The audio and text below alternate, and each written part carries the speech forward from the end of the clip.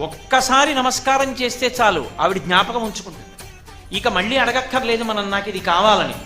ఆవిడే దాన్ని గుర్తు పెట్టుకుని మళ్ళీ మళ్ళీ ఇచ్చే లక్షణం ఉన్నటువంటి అమ్మవారు కనుక ఆవిడికి మరిడమ్మ తల్లి అని పేరు. ఒక ఊళ్ళో నూకాలమ్మ.